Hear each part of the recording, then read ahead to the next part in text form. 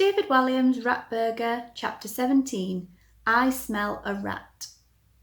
I smell a rat, wheezed Bert. Except it wasn't Bert. Well, it was Bert, but he had drawn a moustache on his face very poorly with a marker pen. What on earth are you doing here? Asked Zoe. And why have you got a moustache drawn on your face? It's a real moustache, my dear, said Bert. He breathed heavily when he spoke. His voice matched his face. They had both stepped out of a horror film. No, it's not. You've drawn it on. No, I haven't. Yes, you have. Bert? It is Bert. My name's not Bert, child. I'm Bert's twin brother. What's your name then? Bert thought for a moment. Bert. Your mum had twins and called them both Bert. We were very poor and we couldn't afford a name each. Just get out of my room, you creep. All of a sudden, Zoe heard her stepmother pound along the corridor. Don't you dare speak to that nice pest control man like that, she screamed as she waddled into the room. He's not the pest control man. He sells burgers, protested Zoe. Bert stood between them with a smirk on his face. It was impossible to see what his eyes were doing because his wraparound sunglasses were black as the deepest, darkest oil. What are you talking about, you stupid girl? He catches rats, shouted Zoe's mother. Don't you? Bert nodded silently and smiled, flashing all his ill-fitting false teeth. The little girl grabbed her stepmother by the thick, tattooed forearm and led her to the window. Look at his van, she declared. Tell me what's written on the side. Sheila looked out of the grimy window to the vehicles parked down below. Bert's Pest Control, she read. What? Said Zoe. She wiped some of the smudges off the window and peered out. The woman was right. It did say that. How was it possible? It looked like the same van. Zoe looked over at Bert. His smirk widened. As she watched, he took a dirty little brown paper bag out of his pocket and picked something out of it. Zoe could have sworn whatever it was he put in his mouth was moving. Could it have been a cockroach? Was that this depraved man's idea of a snack? See, said Bert, I'm a rat catcher. Whatever, said Zoe. She turned to her stepmother. Even if he is, which he isn't because he's a burger van man, why is he in my bedroom? She demanded. 'Cause he's here, 'cause he heard at school that you brought a rat into your lessons, replied her stepmother. It's a lie, said Zoe, lying. Then why did I get a call from your headmaster today? Answer me. He told me everything. You disgusting little girl. I don't want any trouble, my dear, said Bert.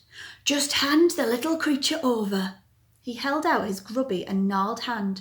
Bert had a dirty old cage on the floor by his feet that looked like it was made from a metal basket from a deep fat fryer. Only instead of using it to fry chips, he had squashed hundreds and hundreds of rats into it.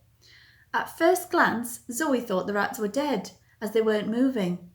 But on closer inspection, she realised they were alive. It was just that they were packed in so tight that they could hardly move. Many looked like they could hardly breathe either. They were all so squashed in together. It was a sickening sight, and Zoe wanted to cry at the shocking cruelty of it. Just then, Zoe felt Armitage wriggling in her breast pocket. Perhaps he could smell fear. The little girl discreetly brought her hand up to her chest to hide the wriggles. Her mind was racing with potential lies before she arrived at one. I set him free, she said. The headmaster is right. I did bring a rat into school, but I set him free in the park. Just ask Raj, he told me to do it.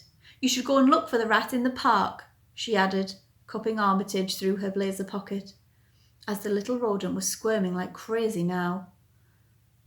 There was a deathly pause. Then Bert sneered. You are lying, my dear. I'm not, said Zoe, a little too quickly. Don't lie to the nice man, bellowed Sheila. We can't have another filthy, disease-ridden creature running round our flat. I'm not lying, protested Zoe. I can smell it, said the vile man, his nose twitching. I can smell a rat from miles away. Bert sniffed the air, then wheezed. Baby ones smell especially sweet. He licked his lips, and Zoe shuddered. There's no rat here, said Zoe. Hand it over, said Bert. Then I give it a quick whack with his special high-tech rodent stunner. He produced a bloody mallet from his back pocket. It's painless, really. They don't feel a thing. Then he can join his friends for a nice play in here. Bert indicated to the cage by kicking it hard with the heel of his dirty boot. Zoe was horrified, but composed herself before she spoke. You are quite wrong, I'm afraid. There is no rat here. If it comes back, we will of course call you immediately, thank you. Hand it over now, wheezed the sinister man. Meanwhile, Sheila was studying the stepdaughter she loathed intently, and noticed the awkward positioning of her hand. You vile creature, accused the woman as she yanked her stepdaughter's hand away. It's in her blazer. Madam, you hold her down, directed Bert. I can whack the rat through the cloth. There will be less blood on the carpet that way. No, screamed Zoe. She tried to wrestle her arm away from her stepmother, but the woman was a lot bigger and stronger than her stepdaughter. The little girl lost her balance and crashed to the floor. Armitage wriggled out of her pocket and started scurrying across the carpet. Ah! Ah! Ah! Screamed her stepmother. Get away from me! Trust me, he won't feel a thing, wheezed Bert as he got down on his hands and knees, brandishing the bloody mallet. His nose twitched as he chased the rat around the room, whacking the implement onto the floor, missing Armitage by millimetres. Stop! Screamed Zoe. You'll kill him! She tried to make a charge at the man, but her stepmother held her back by her arms. Come here, you little beauty, whispered Bert as he brought the mallet crashing down repeatedly onto the dusty carpet, plumes of ingrained dirt now exploding into the air with every thwack. Armitage scurried this way and that, trying desperately to avoid being whacked. The mallet walloped down, just catching his tail. Squealed the little rat in pain, and he dashed off to hide under Zoe's bed. This did not deter Bert, who, without taking off his dark glasses, got down onto his belly and slithered under the bed like a snake, flailing his mallet wildly from side to side. Zoe writhed out of her stepmother's grasp and launched herself onto the man's back as soon as he appeared from under the bed. The little girl had never hit anyone before, and now she had leapt astride his back like a cowboy on a bull in an American rodeo, thumping his shoulders with all her might.